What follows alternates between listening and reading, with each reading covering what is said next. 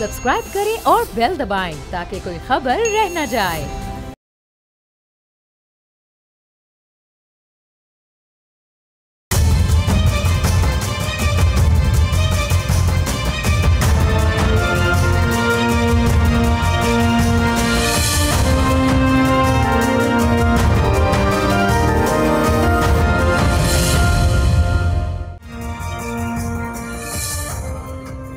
अस्सलाम वालेकुम, आप देख रहे हैं बोल्ड रिपोर्ट्स और मैं हूं बतून राजपूत।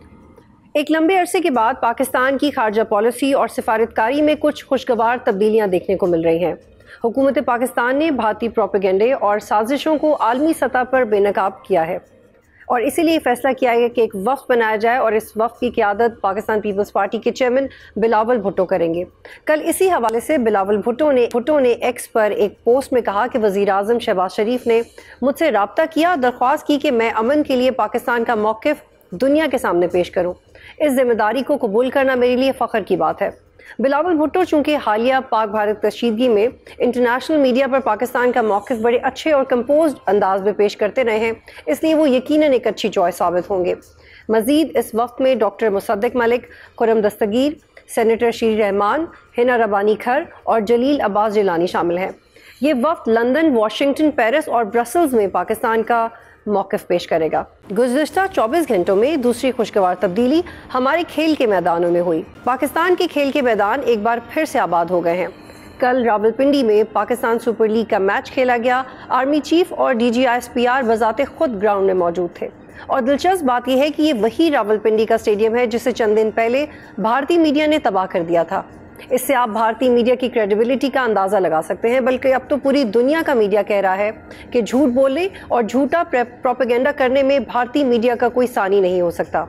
अमरीकी अखबार न्यूयॉर्क टाइम्स ने अपनी रिपोर्ट में लिखा है कि भारतीय मीडिया ने झूठी खबरों के जरिए भारतीय फौज की ज़बरदस्त कामयाबियों का तज़किरा किया।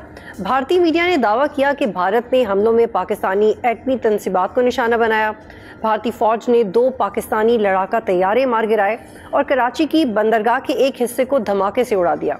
न्यूयॉर्क टाइम्स के मुताबिक भारतीय मीडिया की मालूमात का कोई भी हिस्सा दुरुस्त नहीं था। भारतीय मीडिया ने पाकिस्तान के खिलाफ गुमराहकुन वीडियो फुटेज और मसनूई जहानत से हेरा फेरी करके झूठ फैलाया। न्यूयॉर्क टाइम्स ने यह भी करार दिया कि झूठ को फैलाने में भारतीय मीडिया के मेन स्ट्रीम चैनल्स भी शामिल हैं। न्यूयॉर्क टाइम्स का कहना है कि कराची पर भारतीय बहरिया के हमले की कहानी बड़े पैमाने पर झूठे तौर पर फैलाई गई। न्यूयॉर्क टाइम्स के अलावा एक डेनिश अखबार ने भी भारतीय मीडिया के झूठ का पर्दाचाक किया। अखबार ने लिखा कि भारत के कई बड़े मीडिया इदारों ने दहशतगर्द कार्रवाइयों के बारे में भी पुरजोश कहानियां नशर की। ताहम तहकीकात और हक़ाइक़ की जांच पड़ताल से मालूम हुआ कि इनमें से बहुत सी रिपोर्ट्स जाली हैं या बहुत हद तक गुमराहकुन है और अक्सर पुरानी और दीगर तनाज़ात जैसे गज़ा की जंग की तस्वीर भी नशर की गई।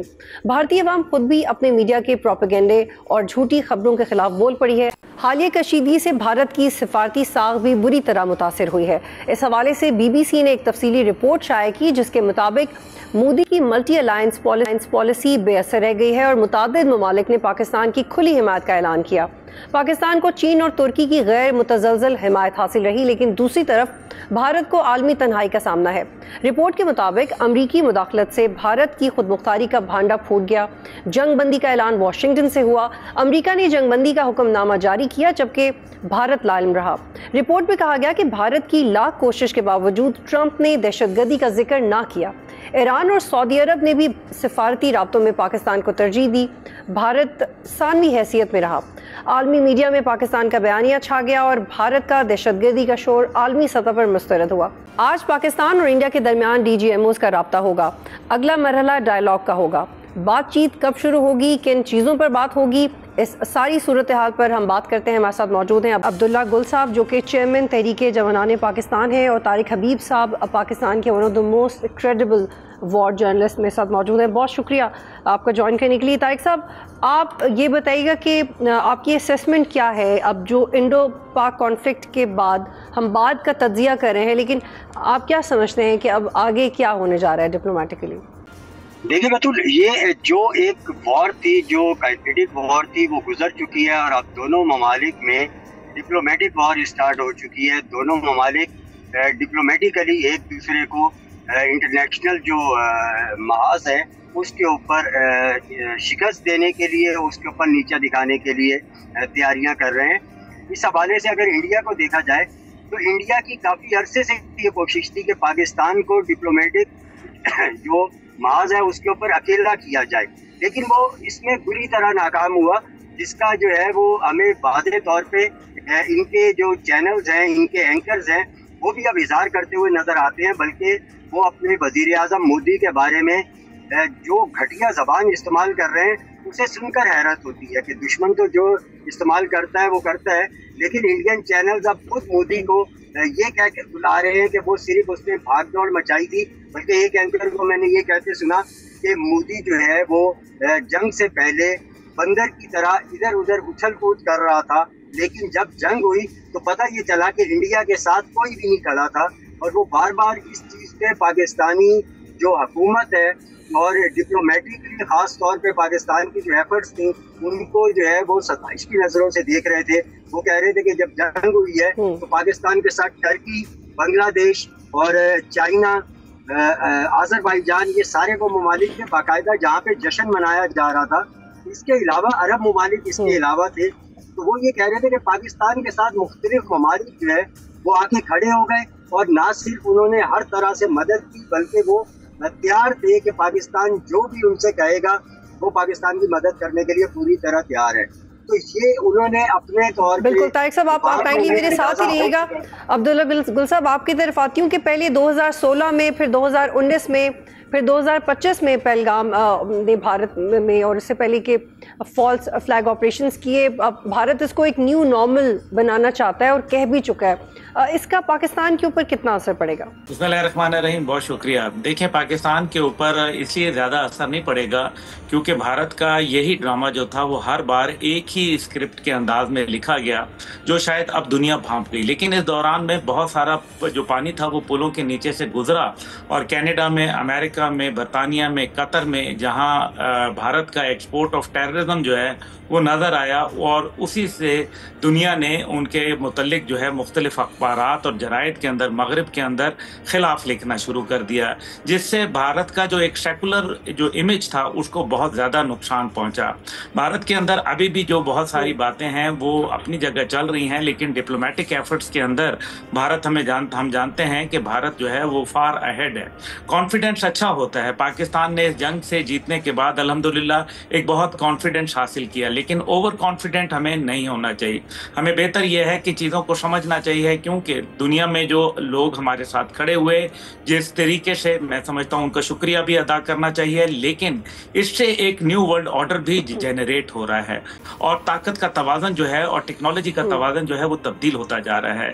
دنیا دیکھ رہی ہے، دیکھیں ترکیہ جو ہے وہ ایک ایسا ملک ہے جس کا ایسٹ اور ویسٹ دونوں کے اندر انفلوئنس ہے، اور یہ واحد ملک ہے جو یورپ میں بھی ہے اور ایشیا میں بھی ہے۔ اسی طریقے سے آذربائیجان جو ہے وہ کیسپین کے اندر سب سے بڑا آئل پروڈیوسر جو ہے وہ جانا جاتا ہے، اور سینٹرل ایشین ریپبلکس کے اندر سب سے مضبوط ریاست کے طور پر پہچانا جاتا ہے۔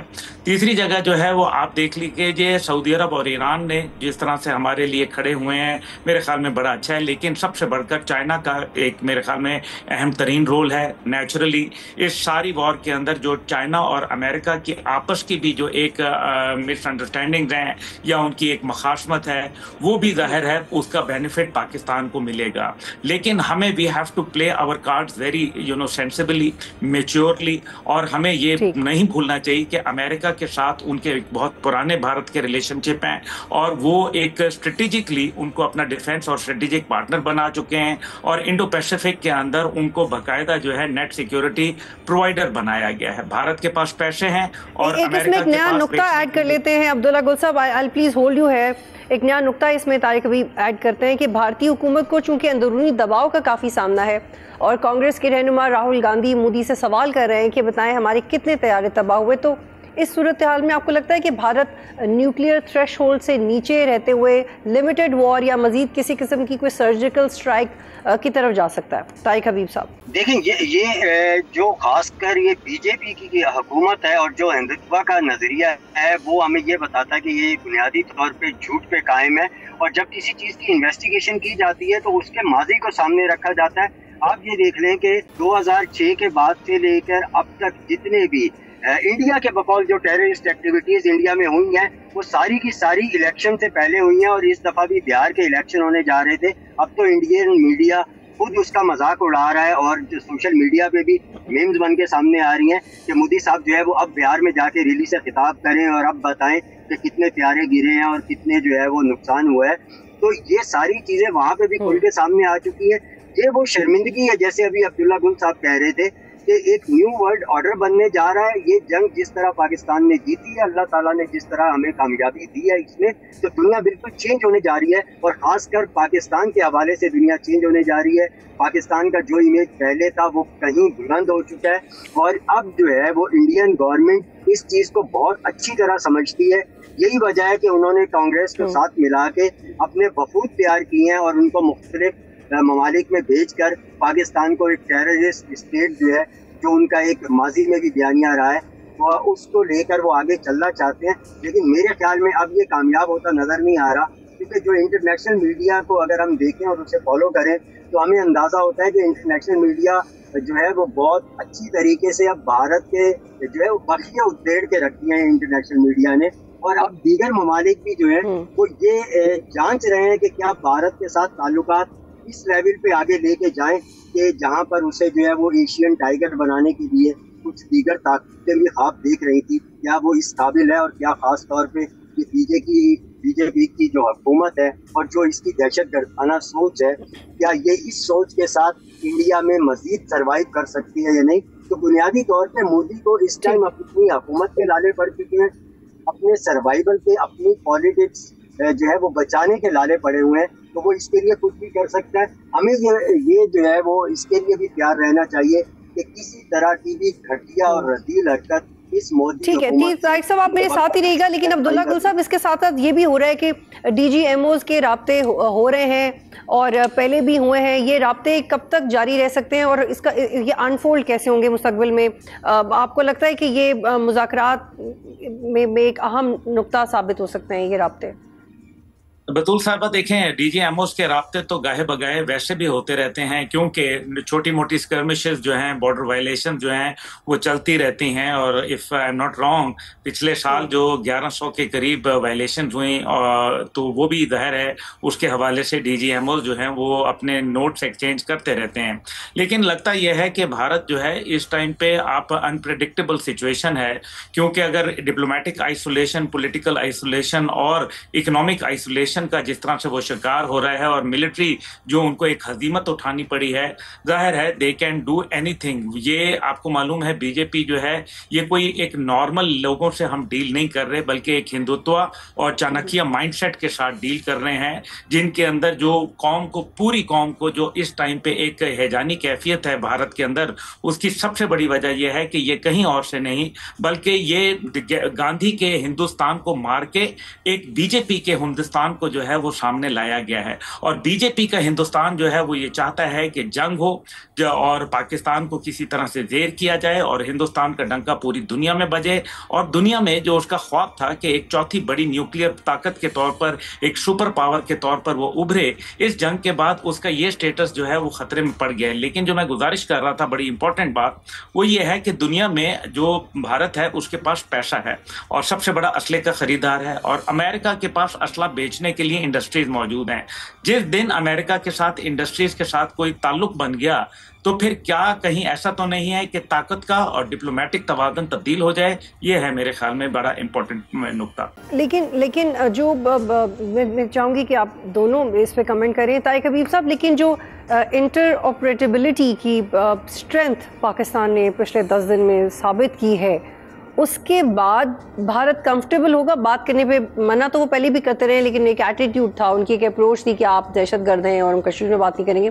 لیکن وہ ایٹیٹیوڈ تو بھارت کا کم ہو جائے گا، لیکن کیا کسی بھی طرح کمفرٹیبل ہوگا کہ بات کریں جس طرح سے پاکستان نے اپنے آپ کو ثابت کیا؟ دیکھیں، یہ اب بالکل واضح طور پہ نظر آ رہا ہے کہ جو سیز فائر ہوا تھا، اس کے بعد جو ٹرمپ ایڈمنسٹریشن ہے اس نے جو پوائنٹ سامنے رکھے ہیں، اس میں تینوں پوائنٹ جو میجر پوائنٹس تھے وہ یہ تھے کہ ایک کشمیر کے ایشو پہ بات ہوگی، تاکہ یہ بقول ٹرمپ کے کہ یہ 1000 سال پرانا مسئلہ جو ہے ہم کوشش کریں گے کہ یہ حل ہو جائے. آپ دیکھیں، اس سے پہلے مودی حکومت وہ اس کے اوپر بات کرنے کے لیے ہی تیار نہیں تھی. وہ کہتی تھی کہ یہ تو مسئلہ حل ہو چکا ہے, بس یہ ختم ہو چکا ہے, اب اس کے اوپر بات نہیں ہو سکتی. اور دوسری بات یہ کہ پاکستان کے حوالے سے تو سرے سے کوئی بات ہی نہیں ہو سکتی پاکستان کے ساتھ.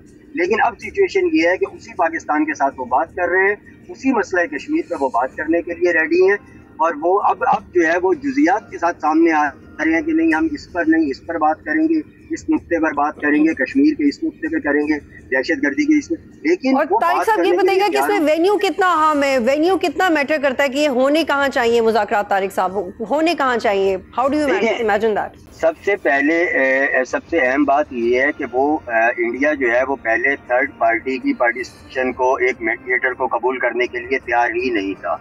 اب وہ اس کے لیے ایگری ہو گیا, تو اب امریکہ اگر ان مذاکرات کو آگے لے کے چلتا ہے تو وہ جہاں پہ کہے گا یہ بیٹھیں گے اور یہ بات کریں گے. اب یہ والی چیز اہمیت نہیں رکھتی میرے خیال میں, میری ذاتی رائے یہ ہے کہ وینیو کیا ہوگا اور وہاں پہ جو ہے وہ کتنی اہمیت کا حامل ہوگا. اہمیت اب اس چیز کی نہیں ہے, اہمیت اب اس چیز کی ہے کہ بھارت گھٹنوں پہ آ چکا ہے, وہ بات چیت کے لیے ریڈی ہے, اور اب اس کے پاس بات چیت کیے بغیر کوئی چارہ نہیں ہے. ٹھیک. عبداللہ گل صاحب, یہ آپ اس کو کیسے انالائز کرتے ہیں کہ جس وقت جنگ ختم ہوئی, سیز فائر ہوا, امریکہ نے ڈپلومیٹک انٹرفیرنس کی, and it could be justified کہ اب ایک تھرڈ پارٹی فورس کی وجہ سے بھارت انڈر پریشر آ گیا ہے, لیکن سوال یہ ہے کہ اس کی مینٹیننس پہ آپ کو یقین ہے کہ یہ اس کی مینٹیننس رہے گی, یہ مینٹین رہے گا کہ ایک کانسٹنٹ پریشر ہوگا امریکہ کی طرف سے بھارت پہ, چاہے وہ ٹیرف کی مد میں ہو, پابندیوں کی مد میں ہو, یا کسی بھی اور طرح کا پریشر؟ نہیں, بالکل بھی نہیں ہے, ایسا کچھ بھی نہیں ہونے لگا. آپ دیکھ لیجئے پہلے جنگ کے 2 دن جو ہے امریکہ نے کہا کہ ہم نیوٹرل ہیں. جب بھارت کو مار پڑنا شروع ہوئی اور پاکستان نے بہت ہی بفٹنگ رسپانس دیا, تو اس کے بعد امریکہ نے انٹروین کیا, اور یہی ان کا مغربی میڈیا لکھ رہا ہے کہ India was rescued by United States of America. تو پھر پہلے 2 دن پاکستان کے اوپر کسی نے پاکستان کے پانی بند کرنے کے اوپر پاکستان سے اظہار ہمدردی کیا کہ یہ اخلاقی, قانونی, انسانی جو ہے خلاف ورزی ہوئی, نہیں کیا. کسی نے پاکستان کے بچے جو ہے وہ شہید ہونے کے اوپر تعزیت کی, نہیں کیا. کسی نے پاکستان کی جو انٹرنیشنل باؤنڈریز کی وائلیشن ہوئی 100 دفعہ ان 3 دنوں میں, کیا اس کے متعلق بات کی, نہیں کی. کسی نے کنڈیم کیا کلبھوشن یادو کا, نہیں کیا. کسی نے جو ہے BLA اور TTP کو سپورٹ کرنے پہ انڈیا کو جو ہے روکا, نہیں روکا. تو please I think we should ہم گرو اپ کریں. اور سب سے بڑی بات یہ ہے کہ اس دونوں بائیلیٹرلزم نہیں ہے. پہلی بات اس کو انڈرسٹینڈ کیجئے, اس کے اندر چائنا بھی موجود ہے. 1000 کلومیٹر کا ان کا علاقہ جو ہے, مربع کلومیٹر کا, وہ لداخ میں ان کے پاس ہے, چائنا کے پاس ہے. تو پھر آپ مجھے یہ بتائیے کہ ابھی انہوں نے 27 جگہوں کے نام بھی تبدیل وہاں کر دیے ہیں. تو یہ کیسے ممکن ہے کہ چائنا کے بغیر جو ہے وہ آپ ایک کشمیر کا مسئلہ ریزالو کر دیں جس کے اندر وہ ڈائریکٹلی اسٹیک ہولڈر ہیں؟ تو پھر یہ جگہ کا وینیو جو ہے وہ ثابت ہونا بڑا اہم حیثیت رکھتا ہے. ٹھیک ہے, طارق صاحب نے جیسے فرمایا کہ میٹر زیادہ وہ کرتا ہے, لیکن وینیو اور گارنٹر, کین وی ٹرسٹ امریکہ؟ کیا ہم نے ماضی میں جب 7واں جو ان کی 7th فلیٹ تھی, جب وہ, لیکن عبداللہ گل صاحب just to understand the situation and diplomacy, ان 24 گھنٹوں میں تو ہم نے کر لیا تھا نا امریکہ پہ اعتبار, ان 24 گھنٹوں میں کیا, اسی کی ایکسٹینشن ہوگی. امریکہ نے ہم پر اعتبار کیا تھا, ہم نے امریکہ پہ اعتبار نہیں کیا تھا. لیکن ہم نے امریکہ کی ڈپلومیٹک سکلز پہ تو اعتبار کیا. ہم نے ان کی ڈپلومیٹک ایفرٹس کو اپریشیٹ کیا اور ان سے کہا کہ ہم نے انیشیٹ نہیں کیا, یہ انیشیٹ جو ہے وہ انڈیا نے کیا ہے, آپ ان سے بات کریں. جب انڈیا نے رسپانس دیا اور ان کی نوڈ کے بعد جب یہ فیصلہ ہو گیا کہ India is ready to cool down, تو اس کے بعد پاکستان نے بالکل امریکہ کے جو معاونت کو اپریشیٹ بھی کیا اور ان کے اوپر اعتبار بھی کیا. لیکن ایٹ دا سیم ٹائم, عبداللہ صاحب کوئکلی وائنڈ اپ کی طرف جانے. عبداللہ گل صاحب, یہ آپ سے یہ سوال ہے کہ ابھی جو بلاول صاحب کی قیادت میں ڈپلومیٹس کو بھیجا جا رہا ہے اور جا کے وہ نمائندگی کریں بڑے کمبوز طریقے سے, یہ ایک فیصلہ تو بہت اہم لگ رہا ہے, لیکن یہ کتنا فیصلہ کن ثابت ہوگا اس ڈپلومیسی میں جو پاکستان کرنا چاہ رہا ہے؟ عبداللہ گل صاحب. देखें, यही एक बहुत अहम टेस्ट है बिलावल साहब के लिए भी और पाकिस्तान की डिप्लोमेटिक एफर्ट्स के लिए भी कि how we will be convincing the international world, क्योंकि जाहिर है इंटरनेशनल वर्ल्ड एक नेचुरली उनका एक ऑलरेडी बायस्ड माइंडसेट है, हमने माजी में इसको देखा है, तो हम इसको टोटली इग्नोर नहीं कर सकते। लेकिन since Pakistan position of strength से गुफ्तगू कर रहा है अल्हम्दुलिल्लाह, और दुनिया ने पाकिस्तान को इस बात के ऊपर तस्लीम किया, और चाइना जाहिर है अपनी डिप्लोमेटिक एफर्ट जो है वो पाकिस्तान के साथ जोड़ेगा, तुर्किया जोड़ेगा, दीगर ममालिक जोड़ेंगे, तो मेरा ख्याल है कि इसमें हमें व्यवस्था रहना चाहिए और उम्मीदें बाहर रखनी चाहिए। मेरा ख्याल है बिलावल साहब अपना भी एक कद काट रखते हैं, उनके नाना जो थे वो प्राइम मिनिस्टर थे, उनकी और बड़ा ब्रिलियंटली उन्होंने बात की। तारिक हबीब साहब वेरी शॉर्टली ये बताइएगा कि अब जब पाकिस्तान एक डिप्लोमेटिक फ्रंट पे वॉर कर रहा है, पब्लिक डिप्लोमेसी ऑलरेडी पाकिस्तान ने बड़ी कामयाबी से हासिल कर ली है, इंटरनेशनली जा रहा है, क्या पाकिस्तान ये नुक्ता उठाएगा कि अक़वाम मुत्तहिदा में भारत की सिक्योरिटी काउंसिल की एटलीस्ट रुकनीत मअतल की जाए, उसको कैंसिल किया जाए, क्योंकि दहशतगर्दी के सबूत कनाडा में, पाकिस्तान में, बलूचिस्तान में ये डोजियर्स बहुत दफ़ा पाकिस्तान प्रेजेंट कर चुका है। जी देखिए बतूल, जिस तरह अब्दुल्ला गुल साहब ने कहा मैं उनसे इत्तफाक करता हूँ। देखें, बात ये है कि अब पाकिस्तान जिस तरह जा रहा है एक मजबूत पोजीशन पे खड़ा है, पूरी कुव्वत से खड़ा है, अपने पर खड़ा है, और अब दुनिया पाकिस्तान को एक अलग नज़र से देख रही है। अब पाकिस्तान जब बात करेगा तो वो जो कुछ इंडिया पाकिस्तान में कर रहा है और जो कुछ करवा रहा है वो सारी चीज़ें सामने लाई जाएंगी। जो कनाडा में और दीगर ममालिक में इंडिया की टेररिस्ट एक्टिविटीज़ हैं उनको भी सामने लाया जाएगा, उनके भी सबूत दिए जाएंगे। वो पहले ही मंजर आम पे आ चुकी हैं, वो ममालिक जो है वो इंडिया के मुलविस होने के सबूत भी दे चुके हैं, वो सारी चीज़ें भी सामने आएंगी। अब पोजीशन यकसर हमें तब्दील नज़र आएगी डिप्लोमेटिक बहस पर भी। बहुत शुक्रिया, आप दोनों आप प्रोग्राम में ज्वाइन कर रहे थे, और हफ्ते में हमने जो देखा, भारतीय मीडिया ने जो रिपोर्ट किया और जितनी बेवकूफ़ाना और लीस्ट सिविल तकारीर मोदी साहब करते रहे हैं, तो इस सूरत हाल में इनकी यानी कि इंडिया की अक़वाम मुत्तहिदा की रुकनीत कैसे बरकरार रह सकती है। यहाँ पे एक ब्रेक लेते हैं, तो वापस आएंगे।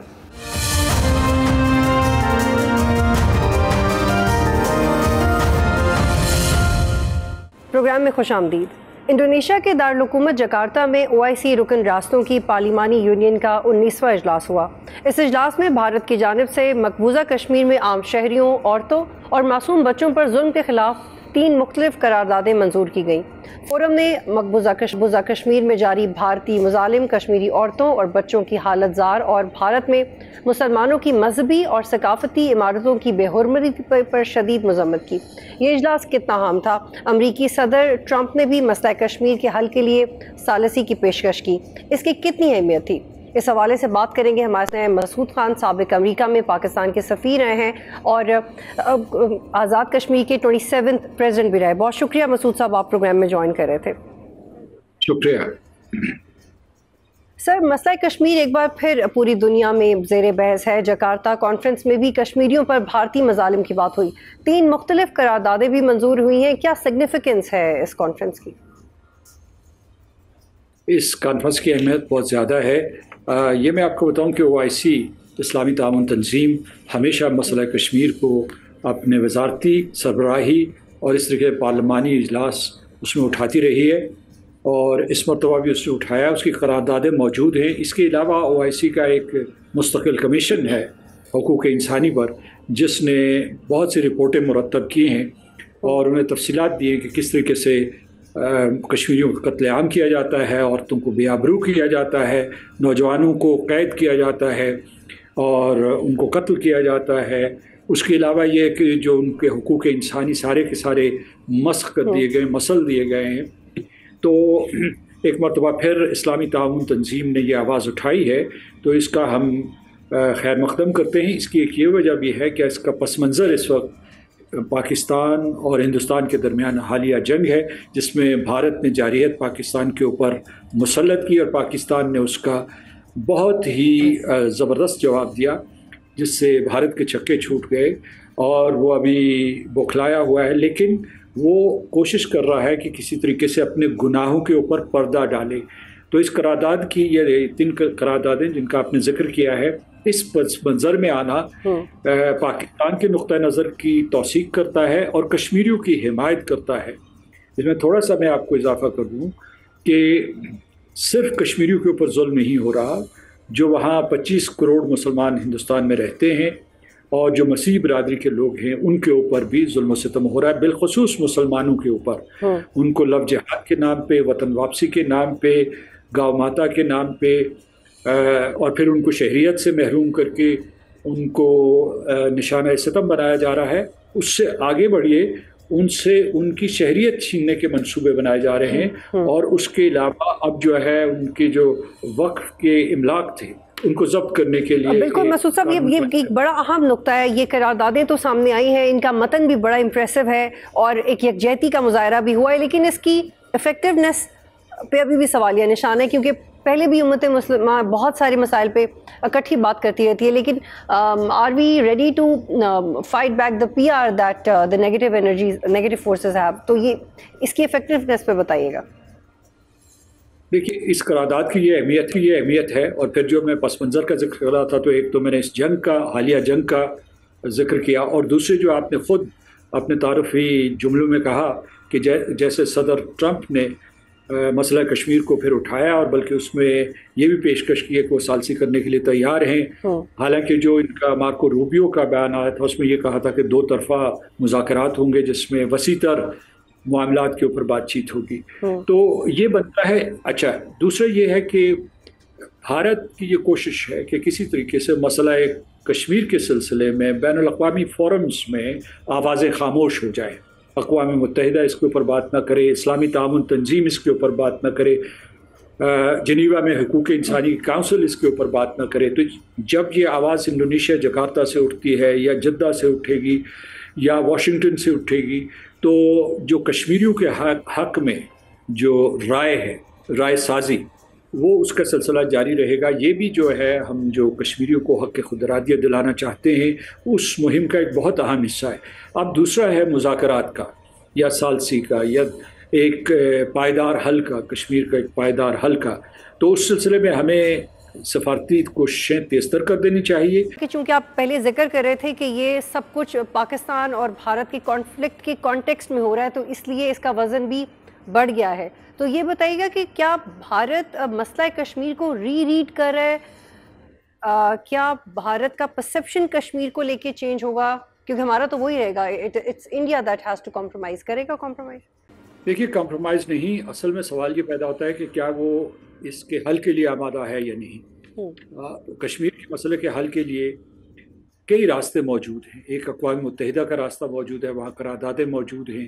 ایک تیسرے ملک کی ثالثی موجود ہے، امریکہ نے ابھی پیشکش کی ہے. اور اس کے بعد یہ ہے کہ group of countries can mediate between India and Pakistan. تیسرا راستہ جو ہے وہ 2 طرفہ مذاکرات ہیں. ہم دونوں مل سکتے ہیں. ہمارا پہلے بھی جو 8 نکاتی یا 10 نکاتی ایجنڈا ہوتا تھا 2015 سے پہلے، اسے بحال کیا جا سکتا ہے. لیکن ایک طرح سے تو جنگ بندی ہو چکی ہے، لیکن جو آبی جارحیت تھی اس کی جنگ بندی ہندوستان کی طرف سے نہیں ہوئی. لہٰذا ہمیں جو اب اس ایجنڈے پہ آئٹمز شامل کرنے پڑیں گے، اس میں سر فہرست آف کورس جو ہے آبی جارحیت ہوگی، یا سنتاس معاہدہ ہوگا. اس کے بعد یہ ہے کہ باہمی تجارت کا بھی ذکر کیا جا سکتا ہے. ہندوستان کی جو پاکستان میں دہشت گردی ہے، اس کا جو دہشت گردی کا ایک نیٹ ورک ہے پاکستان اور اس کے ہمسائے ممالک میں، اس کو ختم کرنے کی بات ہو سکتی ہے، اور مسئلہ کشمیر کی بات ہو سکتی ہے. تو اس میں سب سے پہلے جو ہمارے لیے ایک چیلنج ہے، جو ہندوستان کی تاریخ بتاتی ہے اس کے تناظر میں، کہ ہندوستان کو امریکہ آمادہ کرے یا دوسرے ممالک آمادہ کریں کہ پہلے وہ مذاکرات کی میز پہ آئے اور سنجیدگی سے اس مسئلے کو حل کرنے کے لیے ہمارے ساتھ مذاکرات کرے. اور اس میں جو پورے کا پورا جو کانٹیکسٹ ہے، وہ جو سیاق و سباق ہے، وہ اقوام متحدہ کی قراردادیں، جیسے میں نے کہا ہمارے ماضی کی جو گفتگو ہوئی ہے اس سلسلے میں. اور سب سے اہم یہ ہے کہ کشمیریوں کا حق خود ارادیت ابھی تک بالکل مسعود صاحب، یہ جو ابھی ہم ڈسکشن کر رہے ہیں، اس سے پہلے ایک اور مجھے جوائن کر رہے تھے گیسٹ، انہوں نے ایک بڑا اہم جواب دیا تھا. ان کا کہنا تھا کہ جو مینٹیننس ہے اس پریشر کی، جو ہم سمجھ رہے ہیں کہ امریکہ کی طرف سے آتا رہے گا بھارت پہ معیشت کی فارم میں یا ڈپلومیسی کی فارم میں، تو اس کی وجہ سے وہ باؤنڈ ہے کہ ٹیبل پہ اور مسئلہ کشمیر کے حل کی طرف جائیں، لیکن وہ کہتے ہیں کہ وی ڈاؤٹ کہ اس کی مینٹیننس ہو پائے گی اور امریکہ کبھی بھی سافٹ کارنر شو کر سکتا ہے. تو یہ جو چیلنج ہے اس کے لیے ہماری کیا تیاری ہے؟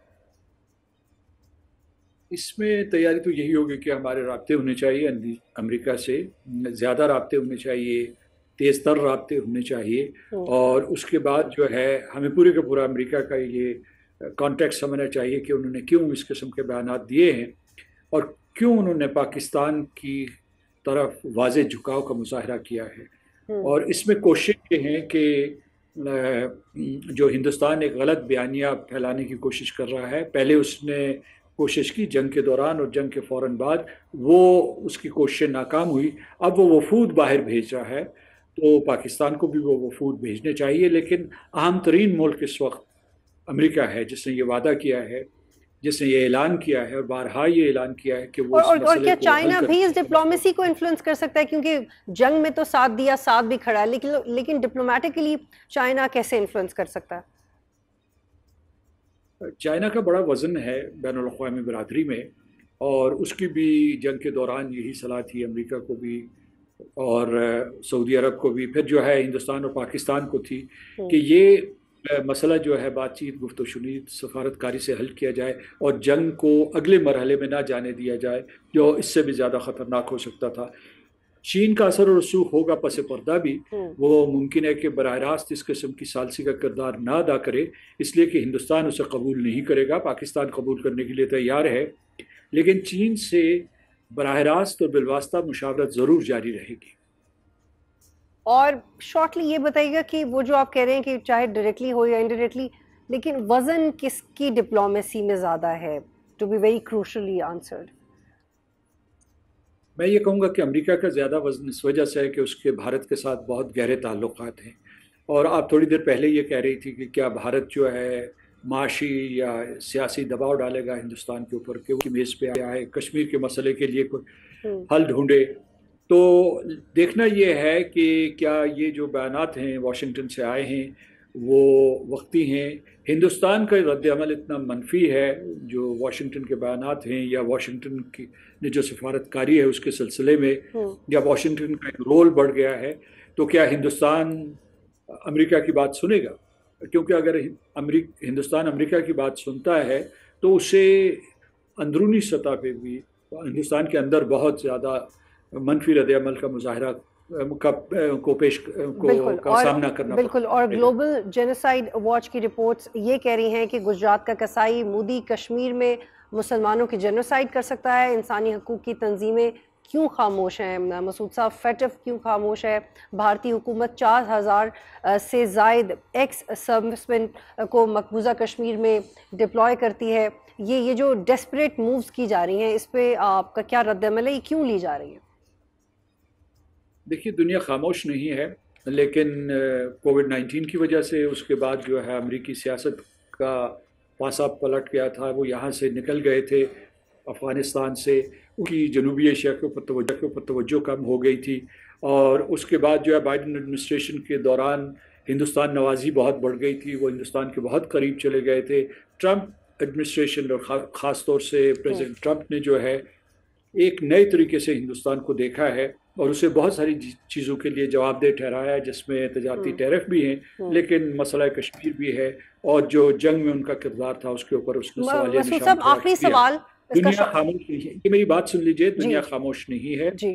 وہ جینوسائیڈ واچ ہو یا اس کے علاوہ ہیومن رائٹس واچ ہو یا دوسرے جو ہے امریکہ کا اپنا اسٹیٹ ڈپارٹمنٹ، اس کی ضخیم جلدیں موجود ہیں، ضخیم رپورٹیں موجود ہیں جس میں ہندوستان کے تمام ان جرائم کو ریکارڈ کیا گیا ہے. تو یہ نہیں کہ کشمیر کے بارے میں دنیا مکمل طور پر خاموش ہے، لیکن ابھی جو ایک نئی چیز آئی ہے وہ یہ ہے کہ امریکہ جیسا بڑا ملک، سلامتی کونسل کا رکن، اس سے بڑا جو ہے دنیا کی سب سے بڑی طاقتور قوم، اس کا صدر جو بہت ہی طاقتور ہے اور جس کے فیصلے عالمی سیاست کے اوپر اثر انداز ہو رہے، اس نے مسئلہ کشمیر کو اٹھایا ہے. اور صدر ٹرمپ کی یہ تاریخ ہے کہ انہوں نے ماضی میں بھی اس مسئلے کو اٹھایا، 2016 میں، 2019 میں، اور اب تیسری مرتبہ وہ اٹھا رہے ہیں. تو ہمیں اس مرتبہ نتائج کی توقع کرنی چاہیے، لیکن نتائج کو حاصل کرنے کے لیے हमें सफारती कोशिशों को तेज़ तर करना होगा। बिल्कुल सही। मसूद साहब, आखिरी सवाल आपसे ये है कि अगर नेतन्याहू को आलमी अदालत लेके जाया जा सकता है तो can Modi be dragged to international court of justice? Putin के वक्त, सदर पुतिन के वक्त जो एक आईसीसी का एक वारंट था, उसके बारे में तो सारी दुनिया जो है मुतहर्रिक, मगरबी दुनिया मुतहर्रिक हो गई थी, लेकिन नेतन्याहू के बारे में वो नक्लो हरकत नजर नहीं आई। और मोदी के सिलसिले में भी दो चीज़ें हैं कि जराइम तो रिकॉर्ड हो चुके हैं और उसके बाद फ़र्द जुर्म भी आयद हो चुकी है दुनिया की तरफ से भी, अहले पाकिस्तान और अहले जम्मू और कश्मीर की तरफ से भी। हिंदुस्तान के भी जो आज़ाद ख्याल लोग हैं उन्होंने भी इसके ऊपर राय का इजहार किया है। लेकिन आलमी सियासत का इतनी पेचीदा बसात होती है कि हमें देखना पड़ेगा कि क्या वो उनमें उनका आलमी ज़मीर इस तरीके से जागेगा, जो बड़े कैपिटल्स हैं, क्या वो हिंदुस्तान के साथ तिजारत और माशी ताल्लुकात को तरजीह देंगे या कश्मीरियों के साथ इंसाफ करेंगे और पाकिस्तान के इस उसूली मौक़िफ़ के साथ खड़े होंगे। बहुत शुक्रिया मसूद साहब, आप प्रोग्राम में ज्वाइन कर रहे थे। मोदी हुकूमत सिर्फ कश्मीरियों पर नहीं बल्कि भारत की दीगर रियासतों में मौजूद मुसलमानों के लिए भी एक ख़तरा बन चुकी है। भारत में ख़ासतौर पर पाक भारत कशीदगी के बाद मुसलमानों पर जुल्म के पहाड़ तोड़े जा रहे हैं। न्यूयॉर्क टाइम्स की एक रिपोर्ट के मुताबिक भारत में कई रियासतों में मुसलमानों को गिरफ्तार किया गया जिन पर रोहिंग्या या फिर बांग्लादेशी होने के इल्ज़ामात आयद किए गए। गुजरात और राजस्थान में सबसे ज़्यादा कार्रवाइयाँ हुई। रोहिंग्या और बांग्लादेशी पनागुज़ीनों को मुल्क बदर किया गया। मुतअद्दिद रोहिंग्या पनागुज़ीनों को भारतीय बहरिया के जहाज़ों में भर भर कर और आंखों पे पट्टी बांधकर समंदर की बेरहम लहरों की नज़र किया गया। अक़वाम मुत्तहिदा ने भी रोहिंग्या मुसलमानों के साथ इंसानियत से सलूक करते हुए उन्हें समंदर बोध करने पर भारत से जवाब तलब किया है। खित्ते में मोदी और भारत का वजूद पूरी इंसानियत के लिए ख़तरा बन चुका है और अगर इस वक्त उन्हें लगाम नहीं डाली गई तो ये आग पूरे खित्ते को अपनी लपेट में ले लेगी। आज तक के लिए इतना ही, इजाज़त दीजिए, अल्लाह हाफ़िज़।